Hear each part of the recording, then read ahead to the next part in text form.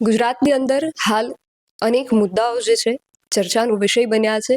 એમાં પણ કોંગ્રેસ દ્વારા હાલ જન આક્રોશ યાત્રા જે છે એ ખૂબ પૂરજોશમાં ચલાવવામાં આવી રહી છે. કોંગ્રેસ દ્વારા ગુજરાતની અંદર જે અલગ અલગ સમસ્યાઓ છે તેને લઈને અનેક ચર્ચાઓ કરવામાં આવે છે, આંદોલનો કરવામાં આવી રહ્યા છે. અને ખાસ આપણે તાજેતરમાં છેલ્લા ઘણા દિવસોથી જોઈ રહ્યા છીએ કે ગુજરાતમાં ખાસ કરીને એક મુદ્દો જે સૌથી વધુ ચર્ચાનું કેન્દ્ર બન્યો છે એ છે ગુજરાતની અંદર દારૂ અને ડ્રગ્સ જેવા દૂષણોનો મુદ્દો. કોંગ્રેસના ધારાસભ્ય જિગ્નેશ મેવાણી દ્વારા આ મુદ્દો ઉઠાવવામાં આવ્યો. એ બાદ આ મુદ્દો ખૂબ ચર્ચાયો. એવું નથી કે ગુજરાતની અંદર દારૂ અને ડ્રગ્સ મળતા નહોતા, પણ જ્યારથી જિગ્નેશ મેવાણી દ્વારા આ મુદ્દો ઉઠાવવામાં આવ્યો ત્યારબાદથી વધુ ચર્ચાનું કેન્દ્ર બન્યો. પહેલા પણ ગુજરાતની અંદર દારૂ અને ડ્રગ્સ જેવા દૂષણોનું સપ્લાય થતું હતું, આજે પણ હજુ સુધી થઈ રહ્યું છે. આપણે આજ સુધી સમાચારોમાં, સમાચાર પત્રોમાં આ સમાચારો જોતા આવ્યા છીએ કે ગુજરાતની અંદર દારૂ પોલીસ દ્વારા પકડવામાં આવે છે, ડ્રગ્સનો મોટો કારોબાર પકડવામાં આવે છે.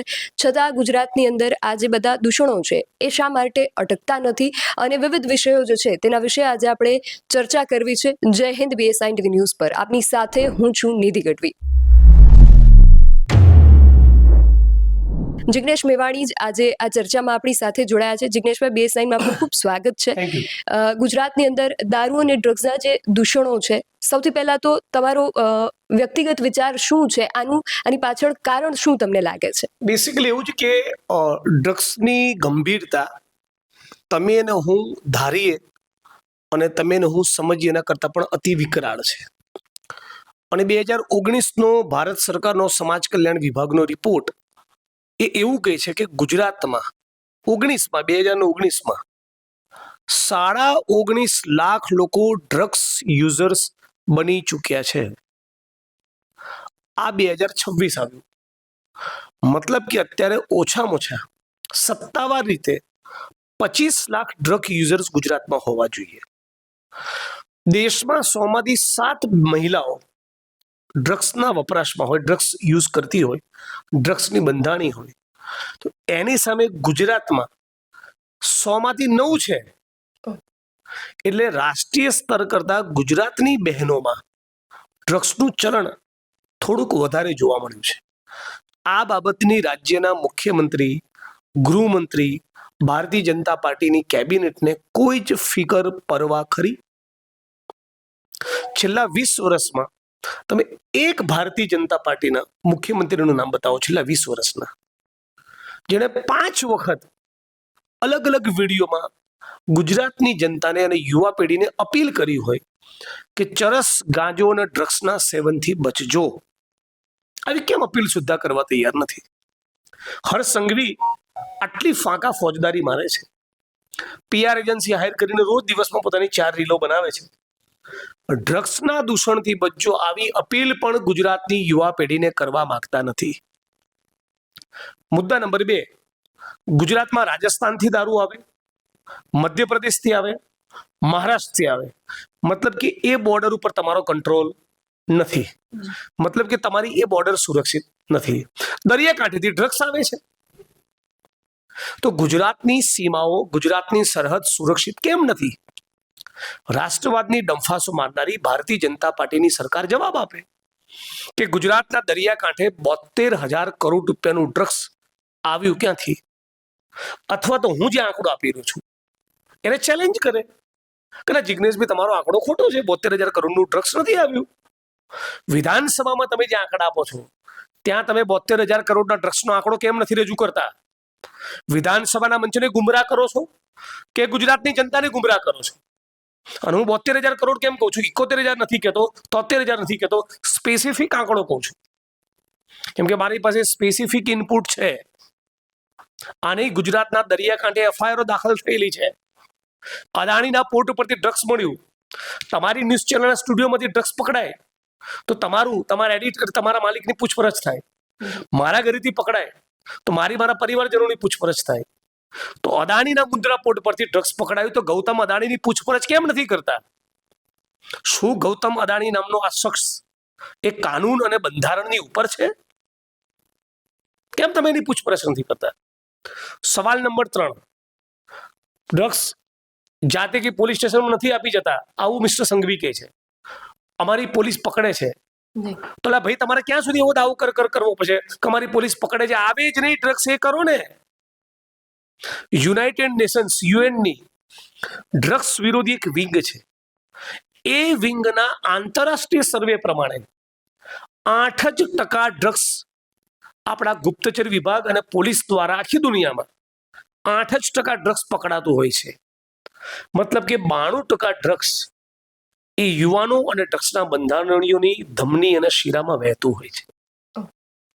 હવે આપણે 92%નો આંકડો ગુજરાત માટે લાગુ નથી કરતા, ખાલી 50% આપણે નહીં પકડી શક્યા એવું માનીએ તો અત્યાર સુધી જે 1.5-2 લાખ કરોડનું ડ્રગ્સ ગુજરાતમાં આવી ગયું, અને એનો મતલબ કે બીજું 3-4 લાખ કરોડનું ડ્રગ્સ ગુજરાત અને ગુજરાતની બહાર દેશના ખૂણે ખૂણે પહોંચી ગયું. તો આ ગુજરાતની વર્તમાન અને ભાવિ પેઢીને, આપણી નસ્લને કોણ નેસ્તો નાબૂદ કરવા માંગે છે? કયો એ મંત્રી છે જે ગુજરાત સાથે ગદ્દારી કરીને ડ્રગ્સમાંથી કમાઈ રહ્યો છે? રાજ્ય સરકારના આશીર્વાદ વિના આટલો મોટો ડ્રગ્સનો કાળો કારોબાર સંભવ છે? છેલ્લા 1 મહિનાથી પ્રત્યેક દિવસે ડ્રગ્સની વિરુદ્ધમાં બોલું છું. જાહેર સભાના મંચ પર તમારા જેવા મીડિયા કર્મીઓ સાથેના ઇન્ટરેક્શન્સમાં મીટિંગો કરી રહ્યો છું.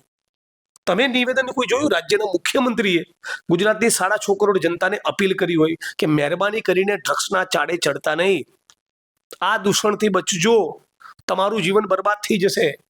એવું કહે છે ગુજરાતના મુખ્યમંત્રી અને ગૃહમંત્રી કે આપણા ગુજરાતમાં એક પણ શાળા, કોલેજ, યુનિવર્સિટી કે હોસ્ટેલની અંદર કે બહાર હવે ડ્રગ્સ તમને 1 ગ્રામ જોવા નહીં મળે, અમે ગેરંટી આપીએ છીએ. આવું કહે છે. કેમ ગેરંટી નથી આપતા? મતલબ કે તમે આ મુદ્દે કશું જ કોન્ક્રીટ કરવા માંગતા નથી. તો એસપી એ પોતાના વિસ્તારમાં, હદ વિસ્તારમાં, પોતાના જિલ્લામાં તો જ દારૂના અડ્ડા ચલાવતો હોય જો એમાંથી એને કમાવાનું હોય. મતલબ કે ભારતીય જનતા પાર્ટીનો કોઈ એક મંત્રી આમાંથી તગડી કમાણી કરી રહ્યો છે, અને કદાચ કેબિનેટના 1 થી વધારે મંત્રીઓની આમાં સામેલગીરી, ભાગીદારી હશે. અને જિગ્નેશભાઈ, તમારું શું માનવું છે કે આ દારૂ જેવા જે દૂષણો છે એ માણસના જીવન ઉપર કેટલી નકારાત્મક અસરો કરે છે, એનાથી શું નુકસાન થાય છે? અનેક ગુજરાતની બેન દીકરીઓ, માતાઓ વિધવા થઈ, પણ દારૂથી 100 ગણી ગંભીરતા ગાંજો અને ડ્રગ્સની લેવાની છે. એવા સિન્થેટિક કેમિકલ ડ્રગ્સ ઉપલબ્ધ છે બજારમાં કે તમે જીવનમાં પહેલી વખત સોમ, મંગળ, બુધ, ગુરુ 4 દિવસનો 5મા દિવસે તમે બંધાણી થઈ જશો, આવું પોલીસ વાળા કહે છે. 5 જ દિવસમાં તમે બંધાણી. પહેલા આપણે એવું સાંભળતા હતા કે બેંગ્લોર, બોલિવૂડની પાર્ટીઝ, દિલ્હી અને મુંબઈની ક્લબોમાં ડ્રગ્સ લેવાય છે. સેલિબ્રિટીઝ અને એલિટ ક્લાસના અતિ ઉચ્ચ વર્ગના લોકો લેતા હોય છે, એમના સંતાનો લેતા હોય છે. સેલિબ્રિટીઝ લેતા હોય છે, ક્રિકેટરો, સ્પોર્ટ્સમેન, ફિલ્મ સ્ટાર્સ, ઇન્ડસ્ટ્રીયલ ગ્રુપ્સના માણસો, એમના પરિવારજનો. હવે 2022માં પણ ડ્રગ્સ ઉપલબ્ધ થઈ ગયું.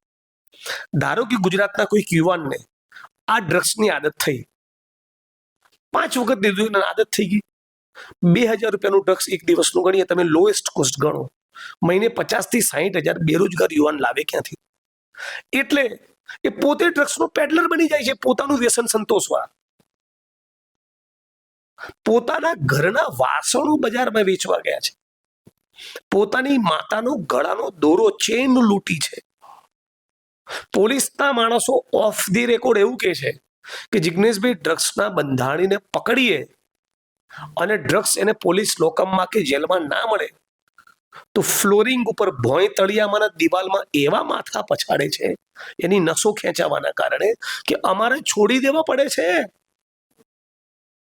નહીં તો કસ્ટોડિયલ ટોર્ચરમાં અમે મારી નાખ્યો કે એની સાથે અતિ ખરાબ રીતે મારઝૂટનો પ્રયોગ કર્યો એવું એલિગેશન અમારી ઉપર આવે. એટલા માથા પછાડે છે. કેટલા બરબાદ થવાના આપણે? શું બચશે આ ગુજરાતમાં? 10 વર્ષ પછી આ ગતિએ જે ડ્રગ્સનું સેવન ચાલુ રહ્યું, 40-50 લાખ લોકો ગુજરાતમાં બંધાણી બની ચૂક્યા હશે. અને પેલો જે મેં આંકડો કીધો 20 થી 25 લાખનો, એ તો ઓફિશિયલ છે. અનઓફિશિયલ ઓલરેડી 40-50 લાખ હોઈ શકે છે, મને ખબર નથી. હું એક્ઝેજરેટ અતિશોક્તિ પણ કરવા નથી માંગતો, રાઈટ? પણ ધારો કે આથી આ ગતિએ જે ડ્રગ્સ મળી રહ્યું છે, જે પ્રમાણે આવી રહ્યું છે, એ ગતિ ચાલુ રહીને આવતા 10-15 વર્ષમાં 40-50 લાખ લોકો ડ્રગ્સના બંધાણી બની ગયા તો આ ગુજરાતને પંજાબની જેમ ઉડતા ગુજરાત બનતા કોઈ રોકી શકશે નહીં અને અમુક અંશે ઉડતા ગુજરાત બની પણ ચૂક્યું છે. અને હર્ષ સંઘવીને મેં ચેલેન્જ આપી છે છેલ્લા 1 મહિનામાં 10 વાર. 11મી ચેલેન્જ આપું તમારા માધ્યમથી કે આવવાનું ગુજરાતના પોલીસ ભવનના પ્રાંગણમાં મારી સાથે 1-to-1 ડિબેટ કરો. અને બીજું જિગ્નેશભાઈ તમને એ પૂછવું છે મારા કે ડ્રાઈવરે પણ ચેલેન્જ આપી છે. બનાસકાંઠા થરાદ પરથી નિલેશભાઈ રાઠોડ નામના મારા ડ્રાઈવરે પણ ચેલેન્જ આપી છે કે જિગ્નેશ મેવાણી સાથે ડિબેટ કરવાની હર્ષ સંઘવીમાં તાકાત ન હોય તો જિગ્નેશ મેવાણીનો ડ્રાઈવર જો મારી જોડે ડિબેટ કરી લે કે ડ્રગ્સ ક્યાંથી આવે છે અને કયો મંત્રી એમાંથી કમાય છે. કેમ ડિબેટ નથી કરવી? કેમ ભાગો છો? જિગ્નેશભાઈ બીજો મારે એક પ્રશ્ન તમને પૂછવો છે કે દારૂ ને ડ્રગ્સ આ બધા એટલા હાનિકારક છે લોકોના સ્વાસ્થ્ય માટે, એમના આખા પરિવારો બરબાદ થઈ રહ્યા છે. ગુજરાતની અંદર દારૂબંધી છે, બિહારની અંદર દારૂબંધી છે, તો કોંગ્રેસ શાસિત જે રાજ્યો છે ત્યાં દારૂબંધી ન હોવાનું શું કારણ? દરેક સ્ટેટની પોતાની અલગ અલગ પોલિસીસ છે. ગુજરાતની અંદર તમે પ્રોહિબિશનની પોલિસી બનાવી છે તો કરો એનો કડક અમલ. શા માટે અહીંયા લઠ્ઠાકાંડ થાય?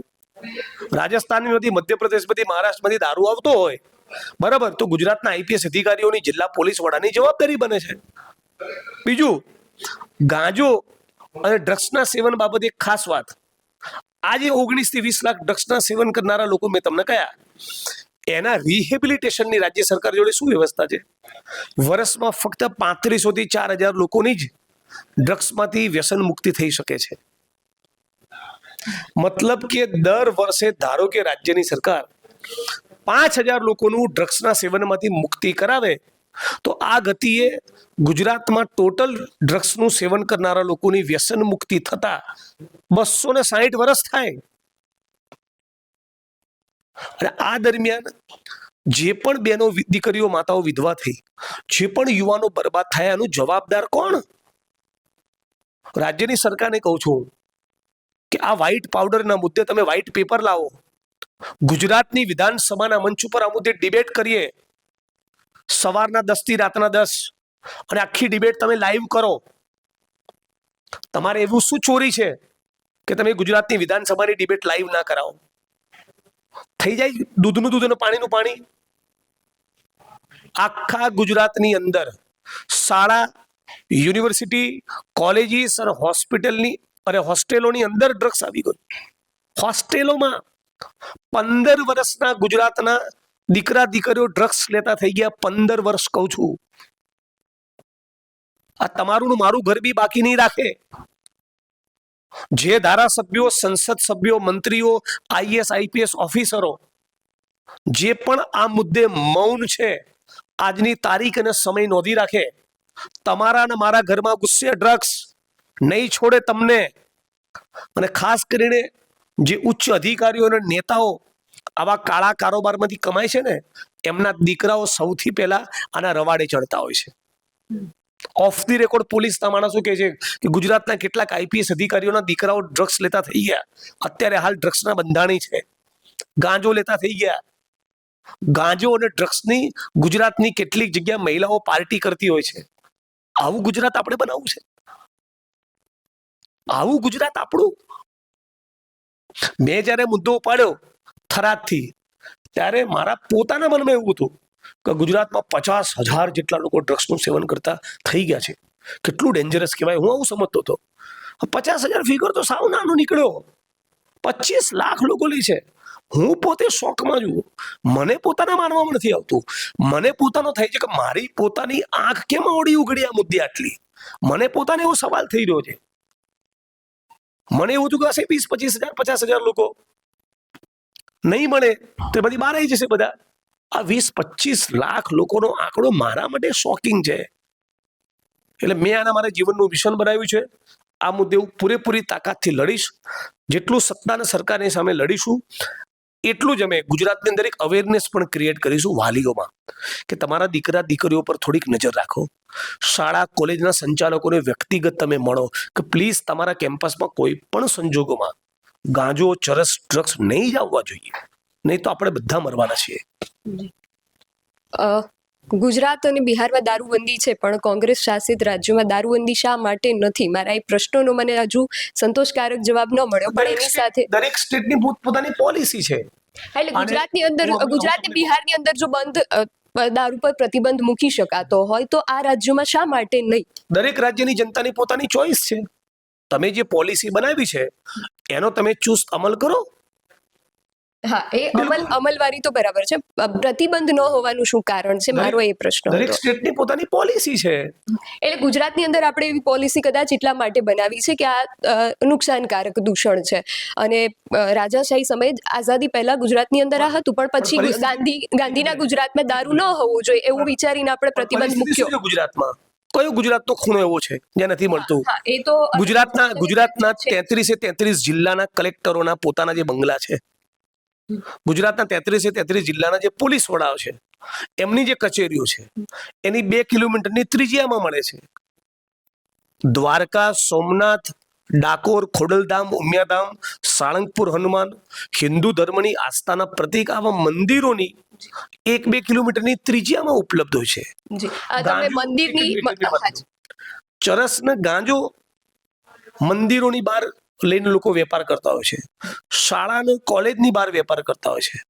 બુટલેગરોનો એવો ત્રાસ આપણા ગુજરાતમાં 28 જગ્યાએ પોલીસ કર્મીઓને માર્યા. પોલીસ કર્મીઓને સુરેન્દ્રનગરમાં પોલીસ ઇન્સ્પેક્ટરની હત્યા થઈ ગઈ. દિયોદરમાં હમણાં બુટલેગરોએ પોલીસના કોન્સ્ટેબલોને માર્યા. હું તો આપના માધ્યમથી રાજ્યની સરકારને અપીલ કરું છું કે જે આ 28 પ્રકરણો બન્યા, જે ગુજરાતના મોટા એક દૈનિકે પ્રકાશિત કર્યા, એના કસૂરવાર તમામ બુટલેગરોને તમે ગુસ્સી ટોકમાં અંદર નાખો ને, એ તમામને પાછા કરો. પાછા કરી પાછામાંથી છૂટે ફરી બીજા ગુનાહિત કૃત્યમાં જોડાય તો એફઆઈઆરની સિરીઝ ઊભી કરી તમે એને ગુસ્સી ટોકમાં નાખો. સંગીતા મહેશ્વરી નામના કચ્છના એક બેને જનતા રેડ કરી જનતાના હિતમાં, રાઈટ? તો એમને બેનને માર્યા, કૂટી નાખ્યા. પોલીસના કાનપટ્ટા ઢીલા કરી નાખે બુટલેગરો. આવી દાદાગીરી કેમ? કેમ કે ખોફ નથી રહ્યો. બળાત્કાર કરનારાઓને તમે જેલમાંથી ગુજરાતમાં છોડ્યા. ગુજરાતની દીકરી બિલ્કિસ બાનોના જે સામૂહિક બળાત્કારનો ભોગ બનેલી, એની દીકરીના બળાત્કારીઓને તમે જેલમાંથી છોડ્યા. ગયા છેલ્લા 1 મહિનાની અંદર 30 દિવસમાં રાજકોટની બાજુમાં આટકોટ સહિત 6, 8, 10 વર્ષની 3 માસૂમ દીકરીઓ ઉપર બળાત્કાર થઈ રહ્યા છે. તો મને લાગે છે કે આપણે ગુજરાતની ટેક્સ્ટ બુકો બદલવાની જરૂર છે. પાઠ્યપુસ્તકમાં આપણા વર્ગખંડમાં કયું સંસ્કારનું સિંચન થઈ રહ્યું છે કે ગુજરાતનો માણસ એ 6, 8, 10 વર્ષની દીકરીઓ પર બળાત્કાર કરે, ખુલ્લેઆમ ડ્રગ્સ વેચતો હોય, ખુલ્લેઆમ ડ્રગ્સ લેતો હોય. રવિશંકર મહારાજ, ગાંધીજી, સરદાર પટેલનું ગુજરાત આપણે કહીએ, આવું તો નહીં હોવું જોઈએ ને. મુખ્યમંત્રી પોતાને કહે છે હું મૃદુ છું, બહુ વિનમ્ર શૈલીમાં વાત કરે, નાજુક નાજુક કોમળ પ્યારી પ્યારી એમની રીલો બધી વાયરલ થાય. એટલે અસલી મુદ્દા ડ્રગ્સમાં બોલો ને. કેમ તમે ડ્રગ્સનો કારોબાર બંધ નથી કરવા માંગતા? બધી સુષ્ટુ વાતો કરો છો, જીવનની બધી ફિલોસોફી કહો છો. આ કોને કે ડ્રગ્સ ગુજરાતમાં કેમ આવે છે અને નહીં આવવા દો. હું અપીલ બી નથી કરતા ગુજરાતની જનતાને. કેટલું શેમફુલ કહેવાય, કેટલું શર્મનાક કહેવાય. એટલે આપના માધ્યમથી ગુજરાતના તમામ વાલીઓને અપીલ કરું છું કે તમે તમારી શાળા કોલેજમાં જે વિદ્યાર્થી તમારો દીકરો દીકરી ભણી રહ્યા છે એના સંચાલકો, એના ટ્રસ્ટીઓ, એના શિક્ષક, એના પ્રિન્સિપલ પાસે તમે જાઓ અને તમે કહો કે મેં મારા દીકરા દીકરીને તમારી જવાબદારી પર એ મૂક્યા છે ભણવા માટે, એનું જીવન બરબાદ નહીં થવું જોઈએ.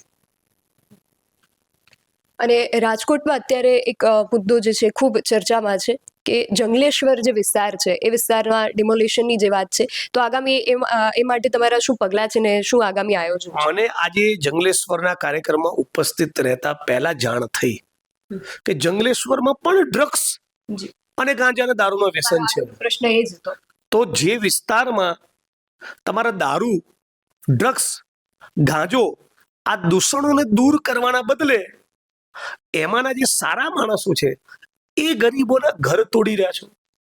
કોમનવેલ્થના નામે તમે અમદાવાદમાં ઘર તોડી રહ્યા છો. અંબાજી અને ઓઢવમાં તમે માલધારી સમાજની કોલોની તોડી રહ્યા છો. ઠાકોર સમાજના ઘર તોડી રહ્યા છો સુભાષ બ્રિજ અમદાવાદમાં. ચાંદખેડા મોટેરામાં હજારો, લગભગ 8,000 ગરીબોના ઘર તોડવાના છે. દ્વારકા, પોરબંદર, ઓખાવાડા બેલ્ટમાં સેંકડો ખારવાઓના ઘર તોડ્યા. તો તમે તો નરેન્દ્રભાઈ તો ગુજરાત અને દેશની જનતાને વચન આપ્યું હતું કે જે લોકોના માથે છત નથી, મારા પ્રધાનમંત્રી બન્યાના 5 વર્ષમાં દરેકના માથે છત આવી જશે. છતની વાત તો ભૂલી જાઓ. ગુજરાતમાં અને દેશમાં થઈને ટોટલ અંદાજે 28 કરોડથી 35 કરોડ લોકોના માથે છત નથી. એ છત તો આપવાની વાત ભૂલી જાઓ. જેના માથે આશરો છે એ તમે ઝૂંટીવી રહ્યા છો. અને આ એ જ ગરીબો છે ને, જે ચાલીઓ અને ઝૂંપડપટ્ટીઓને તમે તોડો છો. એ જ તમારા મારા ઘરે કચરા પોતા કરવા આવતા હોય છે. એ જ ઈંટોના ભઠ્ઠામાં હોય છે. એ જ કન્સ્ટ્રક્શનની સાઇટમાં કામ કરતા હોય છે. એ જ કેમિકલની ફેક્ટરીઓમાં હોય છે. એ જ જીઆઈડીસીના યુનિટમાં હોય છે. એ જ ચણતર પ્લાસ્ટર કરતા હોય છે. આ જ ગરીબ માણસો જે ચાલીઓનો ઝૂંપડપટ્ટીમાં રહે છે, જેના ઘરો તમે તોડી રહ્યા છો, એ જ ગરીબોના પરસેવાથી ગુજરાતની વિધાનસભાનું મકાન બન્યું છે. રાજકોટના પોલીસ કમિશનર, રાજકોટ કલેક્ટર કચેરીનું મકાન બન્યું છે એમના પરસેવાથી. અને ભારતીય જનતા પાર્ટીના આગેવાનો, નેતાઓ એ ગેરકાયદેસર સ્ટ્રક્ચરો, મકાનો, બિલ્ડિંગો ઉભા કરે, એની સામે કોઈ કાર્યવાહી નહીં. એમણે જમીનોમાં દબાણ કર્યા હોય એની સામે કોઈ કાર્યવાહી નહીં. અચાનક એક દિવસ સરકારને, ઈડીને ખબર પડી કે રાજકોટના સુરેન્દ્રનગરના કલેક્ટર 1500 કરોડનું જમીનમાં કરી નાખ્યું. 1500 કરોડનું આટલું મોટું કૌભાંડ ચાલતું હતું. ઈડીને ખબર પડી. મહેસૂલ સચિવ અને મહેસૂલ મંત્રી શું કરતા હતા? મંજીરા વગાડતા હતા. એમને કેમ ખબર નહીં પડી? મહેસૂલ સચિવ અને મહેસૂલ મંત્રીને ખબર નથી કે ગુજરાતના 33 જિલ્લાના કલેક્ટરો એના શું ભાવ લે છે? ટેબલ નીચે શું કટકી ચાલે છે? અને જિગ્નેશભાઈ, તમે આસ્થાના કેન્દ્રની વાત કરી, તો રાજકોટના આસ્થાના કેન્દ્રની હું તમને વાત કરું કે જે રામનાથ મંદિર છે, એ રાજકોટ વાસીઓ માટે ખૂબ આસ્થાનું પ્રતીક છે. અને એ મંદિર પરિસરની આસપાસ અમે અમારા કેમેરામાં રેકોર્ડ કરેલું છે. રાજકોટની અંદર રિવરફ્રન્ટ એ એક પ્રશ્ન નથી. રાજકોટના અમુક જે વિસ્તારો છે તે ખૂબ સંવેદનશીલ વિસ્તારો છે, જ્યાં અત્યારે જે ગુજરાતની સરકાર છે ને ગુજરાતની પોલીસ ખાસ કરીને જે કામગીરી કરી રહી છે અસામાજિક તત્વો પર, એ અસામાજિક તત્વોનો રાજકોટની અંદર જે ત્રાસ છે એ દિવસે ને દિવસે વધી રહ્યો છે. અને એનું કારણ છે દેશી દારૂનું ખુલ્લેઆમ વેચાણ. રાજકોટના રામનાથ મહાદેવનું જે મંદિર છે, આ મંદિરની આસપાસનો જે વિસ્તાર છે, ત્યાં રિવરફ્રન્ટનો પ્રશ્ન એ તો એક પ્રશ્ન છે જ, પરંતુ અહીંયા દેશી દારૂનું પણ ખુલ્લેઆમ વેચાણ થઈ રહ્યું છે. આ પ્રકારનું અહીંયાના જે સ્થાનિકો છે એ આક્ષેપ કરી રહ્યા છે. અને સ્થાનિકોનો એવો પણ આક્ષેપ છે કે મંદિર પરિસરની આસપાસ નોનવેજનું પણ ખુલ્લેઆમ વેચાણ થઈ રહ્યું છે, જે અહીંયા મંદિરમાં આવતા જે શ્રદ્ધાળુઓ છે એમની આસ્થાને ઠેસ પહોંચાડનારું છે.